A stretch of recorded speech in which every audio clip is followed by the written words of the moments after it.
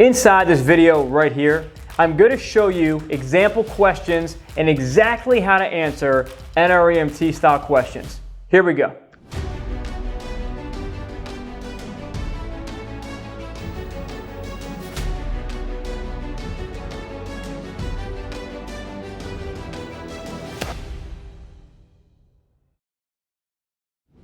Hey, I'm so happy you can make it. This is my ultimate video on NREMT style questions. My name's Evan. Online here I go by the Paramedic Coach.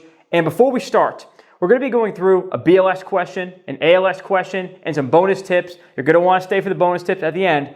Do me a solid, hit that like button. Not really for me though, it's for your fellow classmates. So more people can see this content. Smash the like button, hit subscribe so you can see more videos, and here we go. Now here's our BLS question we're going to start with. What we have is a 60-year-old male who's found in bed with blood and vomit on the bed sheets. The patient's unresponsive. The respiratory rate is 8, the blood pressure 98/70, heart rate 130, SpO2 88%. Now the first thing, before we get into what the answers may be and how we think about it, is NREMT style questions love to say this: you should. You first should, basically, what should you do directly next? So you want to think about that. That's the biggest thing. So I'm going to say here, you should, what's next? You should next, you should, okay? So let's move into that. Should you call ALS? Should you start an outer breather at 15 liters per minute? Should you open the airway? Should you start BVM ventilations at 15 liters? What you should, well, this is it. Can we all agree? Is patient's critical? Yes. Okay. Now, part of what I talk about is an elimination method. And you'll see on the board here all the questions and the answers, okay? Now, all of these things. Could I call ALS for this patient? I could. It's critical. Okay. Not a breather. Okay. The SpO2 is low. Oh, okay. But we'll get into that in a minute. Open the airway. What? Okay, we'll get to that. Start BVM. Well, the respirations are 8. You could. But you have to understand, this is what I talk about, is picture you're on the scene. Picture this patient laying in bed. Now, here are the key buzzwords. The blood and vomit on the bed sheets is a key to you. They're unresponsive with a respiratory rate of 8. You need to open the airway because there's probably blood and vomit in this man's airway. So, if I start BVM ventilations and I haven't suctioned yet, I also, notice, I don't talk about, it doesn't say open the airway yet. This is what you just found. You found this, here are your vitals. The answer is open the airway. What's going to happen is you're going to open the airway and you need to find out, whoa, I got blood and vomit in my airway. I got to suction the airway before I can ventilate the airway. And this has to do with not a trick question. See, if you understand the content behind the airway steps, this is easy. The first step in managing a patient's airway is to open. Then you got to make sure it's clear, suction it. Then you have to keep it open, OPA, NPA. Then you ventilate, BVM. So going up and starting ventilation doesn't make sense. Putting it on a breather, well, this patient needs ventilation. They're unresponsive. They can't control their own airway. Blood and vomit on scene, respiratory rate of 8. Call ALS. Is that the first thing I'm going to do? No, the first thing is you're an EMT. You got to do something to take action. You can do this and move on. The answer is C. Now let's move on to our ALS question. Then I got all my bonus tips. Here we go. Now here's our advanced life support question. You have a 48-year-old male patient. The 48-year-old male has chest pain, has shortness of breath. Here is the EKG of the patient. I'll put it here for about 5 seconds. Here it is. 5, 4, 3, 2, 1. Okay, there's the EKG.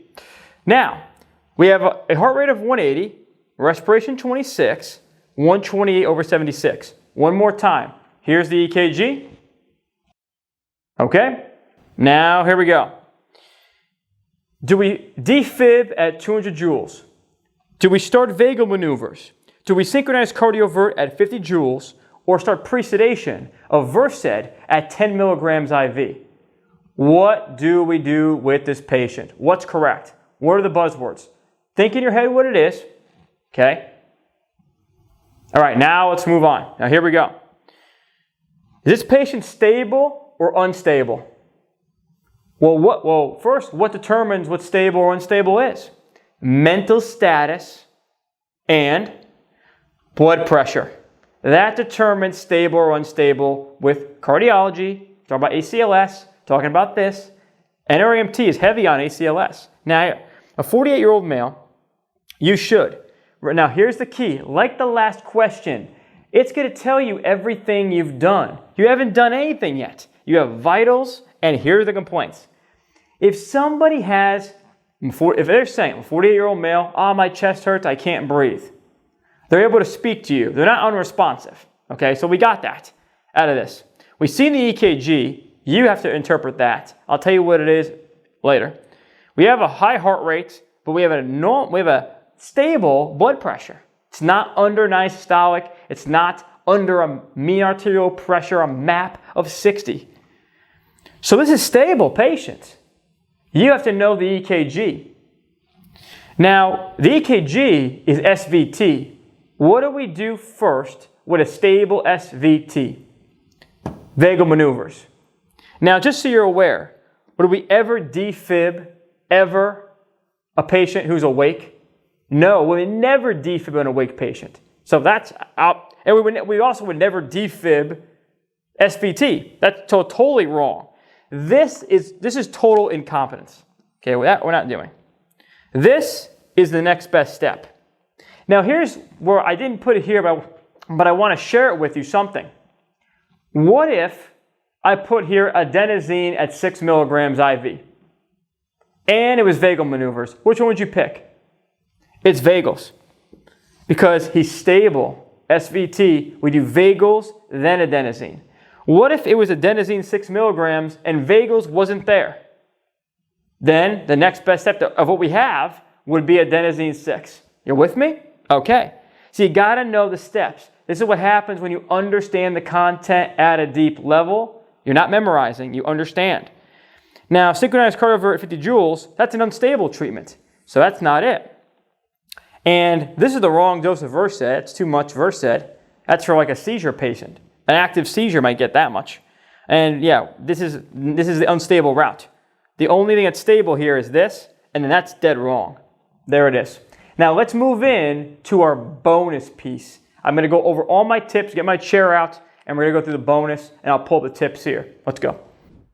Hey, great job getting through those first 2 questions. I want to let you know, before we go to the bonus, the first link in the description is to my video study course. That course goes over NREMT prep at every level. EMT, advanced EMT, and paramedic. More on that later, but let's dive into the bonus. Here we go.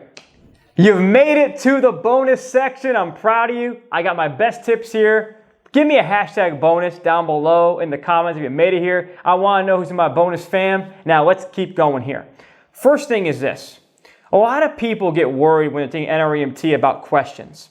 So if you see a question on the exam, you know, it might be a pilot question that you're so worried about. A pilot question, it changes the amount of pilot questions on each exam. You can go on the NREMT website to see how many pilot questions there are and stuff like that for each exam. I've talked about it on this channel as well. But the thing you have to know is this. A pilot question is usually a question they put in that's brand new. A question they put in that they're trying to test out. That question does not count towards your exam. So if you get a question and you're taking the exam and you're like, wow, this is a really hard question. Think to yourself, hey, I got a handful of questions that are probably going to be pilot questions. That was probably a pilot question. I'm not going to worry about it. Okay, that's the first piece. Now that I've eased your mind, let's talk strategy. The first thing is I want you to use the elimination method on your answers. So as you may have heard, if you're unsure, start chopping off answers. So maybe you have 1 or 2 left. Now I want to talk about visual and hands-on learners. A visual learner, what you want to do is you can close your eyes if you need to, if you're in trouble. And you can actually you can actually visualize the scene. Okay, so I'm on scene, here I am, I have this, what would I do? If you're a hands-on learner, you want to act it out. Okay, so You're acting it out, right? That's a hands-on learner. If you get a tough question, don't be scared to do that. Who cares what you look like? It's about passing to get your dream job. We're not worried about how we look in the exam center. Or you can even take it at home, by the way. But anyway, that's important. Okay. Now we want to talk about the question itself.